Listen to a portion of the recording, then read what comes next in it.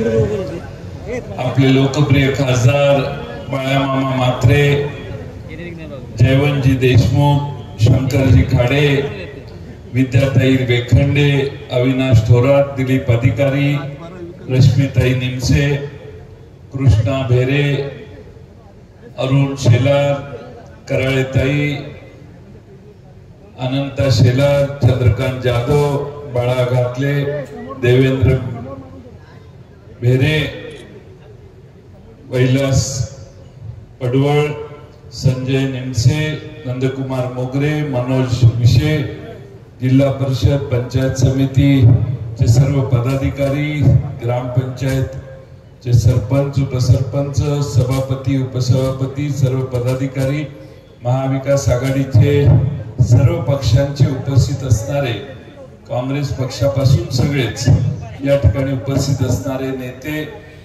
आणि ज्यांच्या प्रचारासाठी ही सभा या ठिकाणी होते ते आपल्या सर्वांचे महाविकास आघाडीचे लाडके उमेदवार पांडुरंग महादेव बरोरा आणि आपण सगळे बंधू आणि भगिनी, आपल्या सर्वांना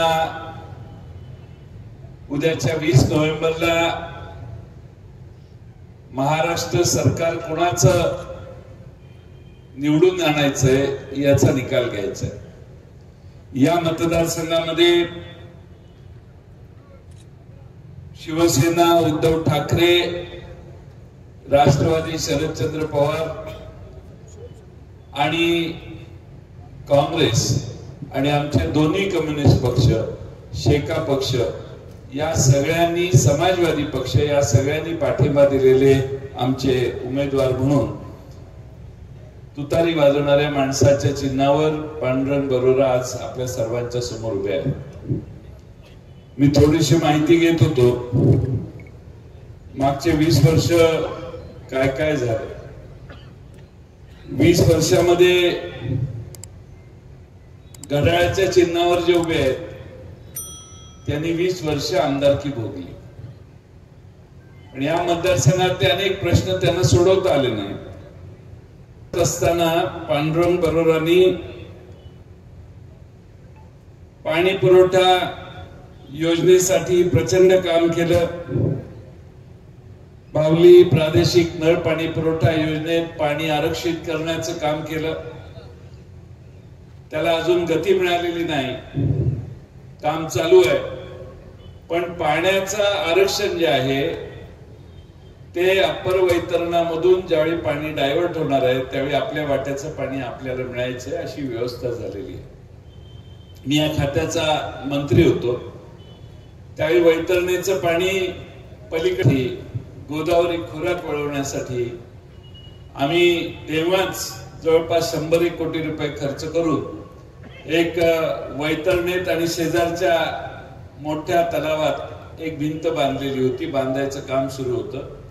ते पूर्ण करून त्यातून पाणी जवळपास 8-9 TMC पाणी सोडता येईल अशी व्यवस्था करणारं डिझाईन तयार करून त्याचं काम चालू आहे। त्यामुळे मित्रांनो, बावलीचा पाण्याचा आपला अधिकार हा पांडुरंग बरोरा असताना पासून जो मिळालेला आहे तो 100% पूर्ण होणार आहे।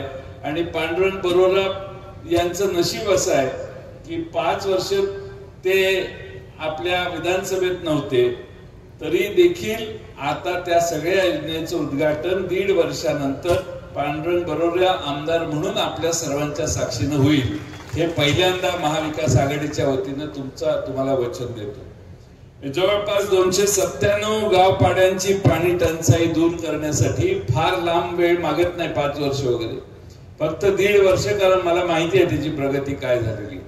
1.5-2 वर्षामध्ये पाणी आपल्याला गावपाड्यांच्या पर्यंत पोहोचवण्याचं काम हे अतिशय प्रभावीपणाने आम्ही करू। बऱ्याच योजना आहेत, आता क्रीडा संकुल आहे, यांच्या काळात मंजूर झालं, त्यांच्या काळात काम पुढे गेलं नाही। प्रशासकीय इमारत मंजूर आहे, इरिगेशनची जागा फक्त महसूल विभागाकडे हस्तांतर करण्याचं काम देखील सध्याच्या असणाऱ्या आमदारांना करता आलं नाही। बसपोर्ट साठी देखील मंजूर आहे पण काम अर्धवट आहे आणि त्यामुळे या भागात अनेक प्रश्न दुर्लक्षित मागच्या 5 वर्षात झाले। आता 5 वर्षात दुर्लक्ष झाले, 5 वर्ष झोपलेले होते, पण मागच्या 4 महिन्यात सगळीकडे जाऊन नारळ फोडले. 5 वर्ष काय झोपा काढत होता का?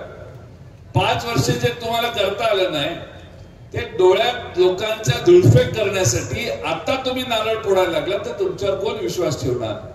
आणि म्हणून मी साधा प्रश्न आहे MIDCचा, MIDC मंजूर आहे, सगळं आहे, पण चालना नाही. नवे उद्योग आणण्याच्या दृष्टीने प्रयत्न नाही.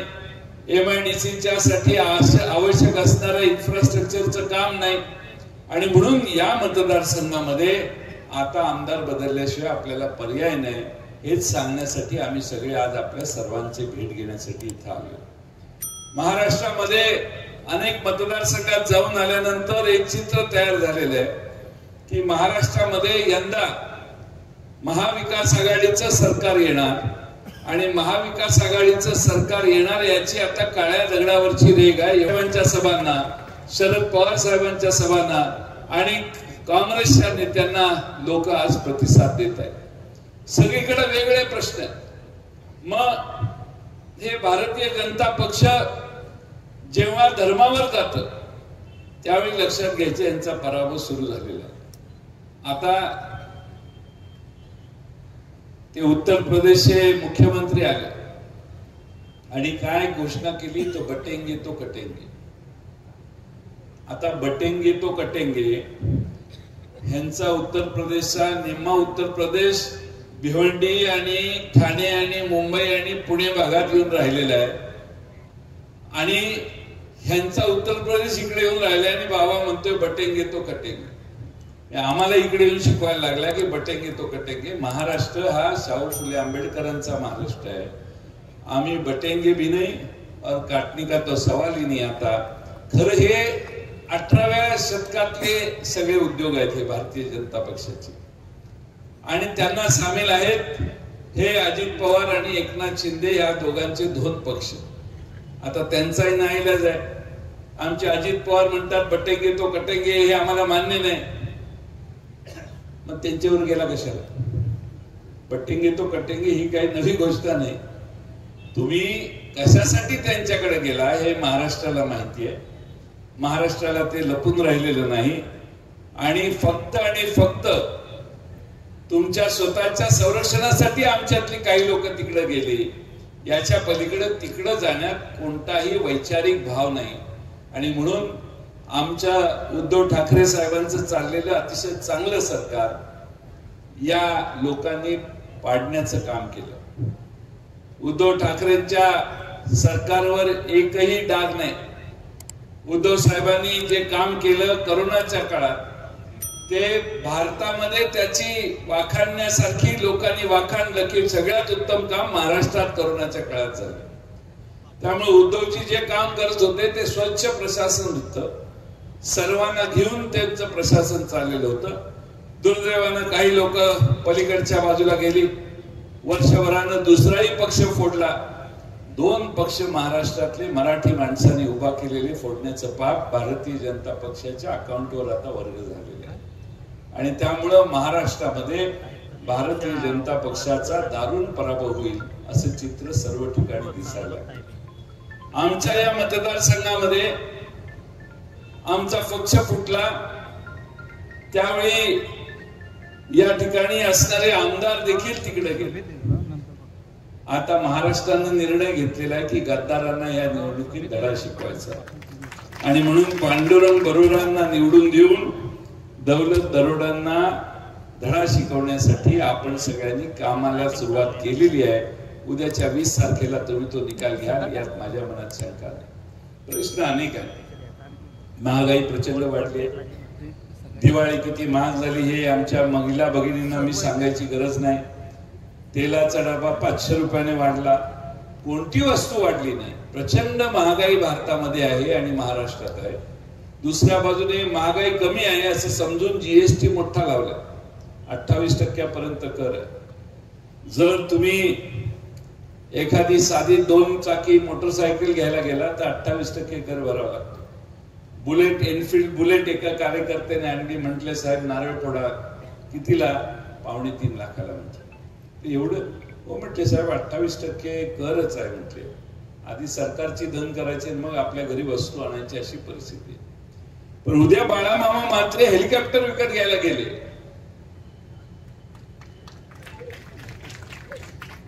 जर तरची भाषा टाळ्या का मारताय. जर गेले यांनी घ्यावं आणि आपण त्यात फिरावं असं आपल्या सगळ्यांनाच वाटतंय. समजा बाळामामा मात्रेने हेलिकॉप्टर घेतलं तर बाळामामा मात्रेनं किती कर भरावा लागेल? फक्त 5%. या देशामध्ये श्रीमंत माणसांनी काही गोष्टी खरेदी केल्या तर त्याला कर कमी आणि 2 चाकी 4 चाकी सामान्य मध्यमवर्गीय खरेदी करायला केला तर 24 आणि 28% कर यांनी लावला. शेतकऱ्यांच्या अवजारावरही प्रचंड कर यांनी जीएसटी लावला. एकटा महाराष्ट्र देशामध्ये 30,000 कोटी रुपये केंद्र आणि राज्य सरकारला दर महिन्याला कर म्हणून भरतो. मी जरा आकडेवारी बघितली तर दुसऱ्या राज्य 10%, 10,000 कोटी, 9,000 कोटी, 11,000 कोटी. पण महाराष्ट्र हे एकमेव राज्य आहे की जे 30,000 कोटी रुपये एका महिन्याला केंद्र आणि राज्याला भरत तिजोरीत भरत असो. तर माझा प्रश्न आहे की केंद्र सरकार महाराष्ट्राला किती देतं? मित्रांनो, परवाचं बजेट बघितलं. बाळामामा मात्रे इथं आहेत. तर परवाच्या बजेटमध्ये बाळामामा मात्रेंना माहिती आहे की नितीश कुमार बिहार 45,000 कोटी रुपये, चंद्रबाबू नायडू आंध्र प्रदेश काहीतरी 35 का काय 30,000 कोटी आणि एकनाथ शिंदे साहेब महाराष्ट्र 7,000 कोटी रुपये. डबल इंजिनचा उपयोगच नाही ना. तुम्ही डबल इंजिन पाहिजे म्हणता ते दुसरं इंजिन उपयोगातच नाही. आता तर म्हणे ट्रिपल इंजिन आहे. तिघांनाही गाडी महाराष्ट्राची ओढता येईना झाली. अशी आज महाराष्ट्राची परिस्थिती. उद्योग आणि रोजगार गुजरातला गेला.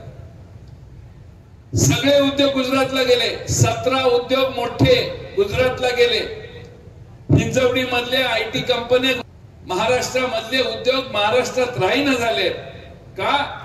तर महाराष्ट्राचे मुख्यमंत्री आणि उपमुख्यमंत्री हे त्रिकूट जे आहे यांना नरेंद्र मोदींना जाब विचारण्याची ताकद राहिलेली नाही. यांना डोळे वर करून असं का असं विचारायची देखील भीती वाटते. आज महाराष्ट्रातनं 1.5 लाख नोकऱ्या आपल्या गेल्या.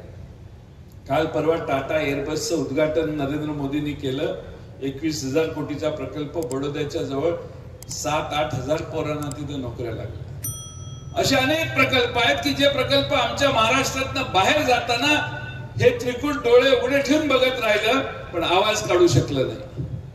कारण ह्या सगळ्यांच्या डोक्यावर ताणत्या तलवारी आहेत, दबाव आहे आणि त्यामुळे महाराष्ट्राच्या हिताची भाषा हे करू शकत नाहीत.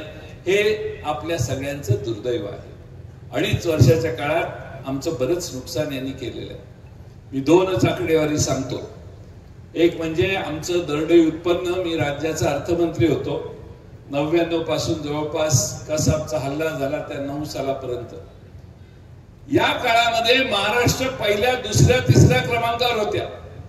14 सालापर्यंत महाराष्ट्र, 15 सालापर्यंत महाराष्ट्र तिसऱ्या, दुसऱ्या क्रमांकावर, चौथ्या क्रमांकावर होता. आज मात्र महाराष्ट्र 2016 नंतर खाली गेला आणि जे गुजरात नंबरला आलं, 5व्या नंबरला आलं. गुजरात आमच्यापेक्षा पुढे गेलं. आमचं दरडोई उत्पन्न कमी झालं. याचा अर्थ गुजरातचा माणूस आमच्यापेक्षा श्रीमंत झाला. महाराष्ट्रातल्या जनतेने कधीही अशी कल्पना केलेली नव्हती एवढं छोटस राज्य दरडोई उत्पन्नात आमच्या पुढे जाईल. पण ह्यांच्या काळात गेलं. आज देशाच्या सकल उत्पन्नात परवा आकडेवारी जाहीर झाली. सकल उत्पन्नात महाराष्ट्राचा वाटा नेहमी 15-15.5% असायचा. पण पहिल्यांदा इतिहासामध्ये देशाच्या सकल उत्पन्नात महाराष्ट्राचा वाटा घटला. 2% कमी झाला, 13% आला. 2% म्हणजे काही लाख कोटी रुपयाची संपत्ती निर्माण करण्याची आम्ही कमी पडलो असा त्याचा अर्थ आहे. आणि म्हणून महाराष्ट्र अधोगतीकडे चाललाय. आमच्या पोरांना नोकऱ्या नाहीत. आमच्या आया बहिणींची ज्या ठिकाणी ज्या पद्धतीनं कायदा व सुव्यवस्था आहे त्या पद्धतीनं बदलापूर सारख्या घटना घडल्यावर लक्षात येते की महाराष्ट्रात कायद्याचं राज्यच नाही. महिला असुरक्षित आहेत, लहान बालकं असुरक्षित आहेत आणि म्हणून हे चित्र महाराष्ट्रातलं बदलायचं असेल तर आपल्या सर्वांना पूर्ण ताकदीनं महाविकास आघाडीचं सरकार आणण्याचं काम केलं पाहिजे. आज उद्धवजी सगळीकडे महाराष्ट्रात फिरतात, प्रचंड त्यांना प्रतिसाद आहे. शरद पवार साहेबांनी प्रचंड प्रतिसाद आहे. 84 वर्षाचा हा नेता दिवसाला 7-7, 8-8 सभा घेतोय. काल तासगाव, इचलकरंजी, चंदगड, गडिंग्लज झाल्यावर अंधार झाला. गाडीनं कराडकडे जाऊन 10 वाजायच्या आत मग शेवटी व्हिडिओने त्यांनी भाषण पाठवलं आणि लोकांशी संवाद झाला. लोक हजर किती होती तर 20,000 लोक हजर. सांगण्याचा मतितार्थ हा की महाराष्ट्रभर यांचं स्वागत व्हायला लागले. याचा अर्थ मी काढतो की या महागाईला, बेकारीला आणि या सध्याच्या 2.5 वर्षाच्या काळात सरकारने जो अनर्थ केलाय त्याला बदलण्याची मानसिकता महाराष्ट्राची झालेली आहे. आपला आशीर्वाद मिळण्याची गरज आहे. मी महाविकास आघाडीचं सरकार येणार ही आता काळ्या दगडावरची रेघ आहे, तुम्ही काही चिंता करू नका. आणि हे सरकार आपलं ज्यावेळी येईल त्यावेळी मला खात्री आहे की हे जे 5-6 प्रश्न आमच्या पांडुरंग बरोबरांनी मांडले ते सगळे प्रश्न सोडवण्यासाठी सरकारची सगळी ताकद ही पांडुरंग बरोबरांच्या मागे लावू. तुम्ही सगळ्यांनी आमचे खासदार निवडून देण्यासाठी फार मोठे कष्ट घेतले. सर्व पक्षांनी त्यांना मदत केली. आज बाळामामा म्हात्रे दिल्लीला पाठवण्याचे कष्ट तुम्ही सगळ्यांनी घेतले. त्याच पद्धतीनं पांडुरंग बरोबरांना मुंबईला पाठवा. महाराष्ट्राच्या विधानसभेत मी आपल्याला वचन देतो की आपल्या मतदारसंघाचे सगळे प्रश्न सोडवण्यासाठी पूर्ण ताकदीनं आम्ही आपल्या मागे राहू. बोलण्यासारखं बरंच आहे, पण अजून मला मुरबाडला जायचंय, विक्रमगडला जायचंय आणि नाशिकला पोचून तुमसरला सभा शेवटची करायची आहे. त्यामुळं भंडारा जिल्ह्यात जायचंय. त्यामुळं बोलण्याची इच्छा जास्त होती पण वेळेअभावी बोलत नाही. मी विश्वासजी थळेंनी मतं मांडली त्याचा पूर्णपणाने समर्थन करतो. आज स्वर्गीय बरोरा साहेब आहेत, स्वर्गीय लोकनेते विठ्ठलराव खाडे साहेब आहेत किंवा स्वर्गीय खासदार सोनूभाऊ बसवंत साहेब आहेत. यांची परंपरा आपल्या या तालुक्याला, मतदारसंघाला आहे. या थोर व्यक्तीने या मतदारसंघाला एक वेळण लावलेला आहे आणि मला फार आनंद आहे की शिवसेनेचे सगळे कार्यकर्ते पांडुरंग बरोबरांच्या विजयासाठी अथक परिश्रम करतायत. राष्ट्रवादीचे आणि काँग्रेसचे तर करतायत. पण आपण सगळ्यांनी एकदा जागा निवडून आणायचं ठरवलं तर काय होतं हे मी बाळामामा म्हात्रेंच्या निवडणुकीत अनुभव घेतलेला आहे. तुम्ही सगळ्यांनी जिद्दीनं काम केलं तर कोणताही गड आपण यशस्वीपणाने जिंकू शकतो. तसा पांडुरंग